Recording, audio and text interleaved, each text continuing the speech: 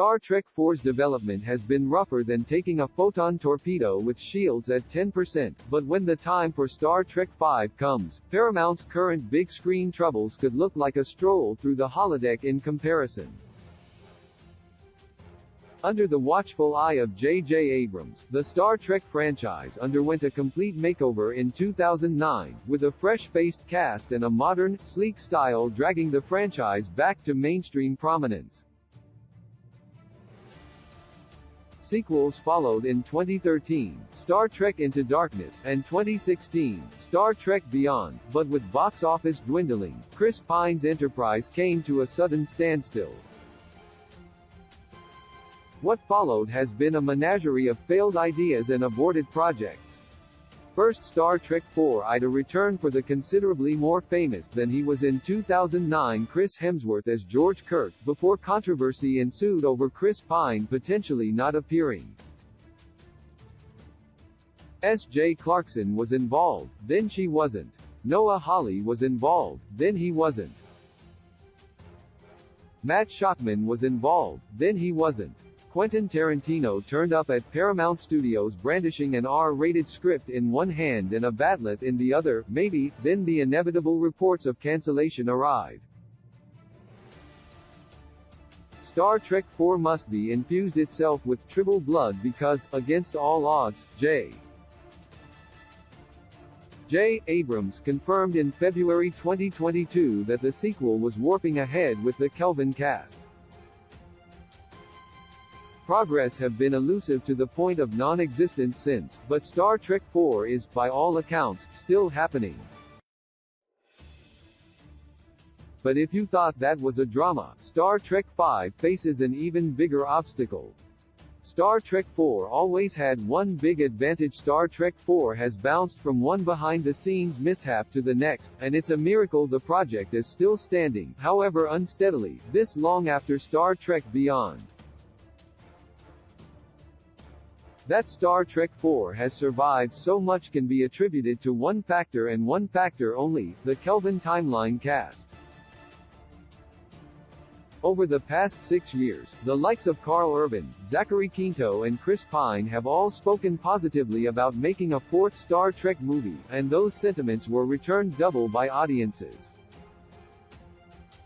Reportedly, Paramount only decided to push forward with Star Trek IV because market research indicated the Kelvin cast was still adored by fans. If a fourth Kelvin timeline Star Trek movie happens, it'll be thanks to the cast's enthusiasm, and the audience's enthusiasm to see them. That's not a luxury Star Trek V will have. Although Star Trek IV isn't explicitly confirmed as the final entry in J. Abrams' Kelvin series, the constant string of delays and cancellations mean it's highly likely this'll be their final frontier. With pretty much every actor more in demand now than in 2009, Star Trek IV production might be started sooner if aligning the cast's calendars wasn't such a thankless task. After the nightmare of Star Trek IV, doing it all over again seems crazy, which means Star Trek V would need to start over. And that's where the trouble really begins. Star Trek V faces a major identity problem. Star Trek V's big problem will be figuring out what Star Trek V should actually be, more specifically, which era and cast replace the Kelvin timeline.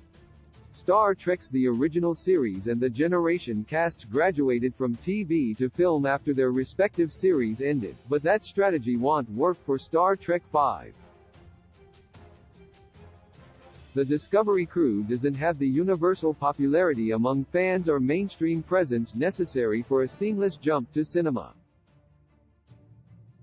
The Star Trek: Strange New Worlds crew does meet that criteria, but Captain Pike's impending death and Kirk's imminent promotion to Enterprise captain leave little room for Trekking on the big screen.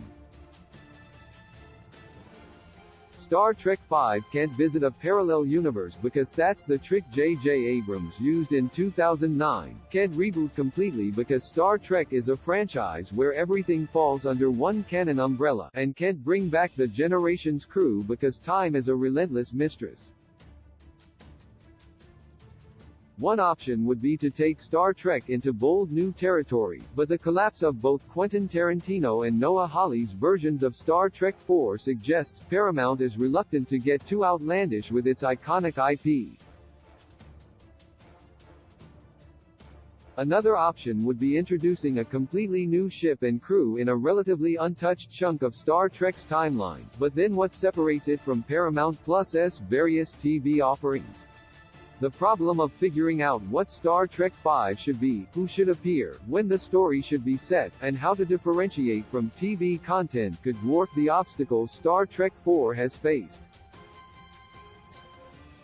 Why Star Trek V's best option could be a crossover. Paramount's best, some might say only, viable option for Star Trek V could be an ambitious crossover featuring a franchise-spanning ensemble in a time-spanning battle for all reality.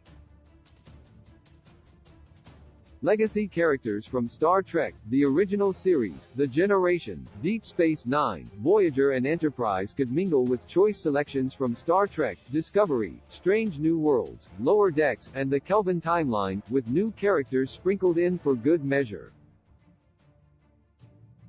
Thankfully, Star Trek mythology provides approximately 247 different scientific ways this mashup could become an in-universe possibility.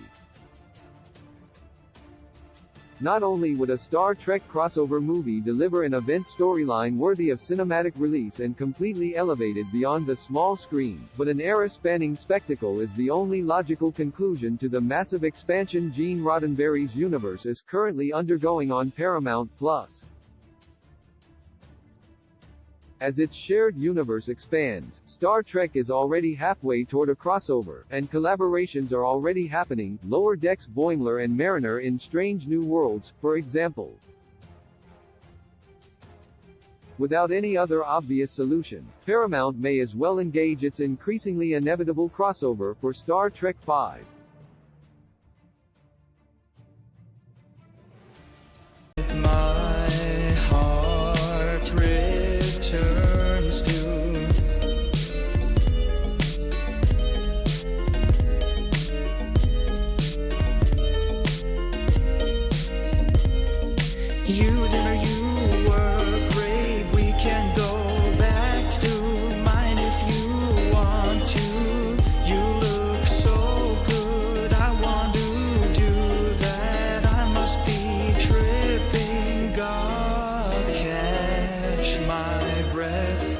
Oh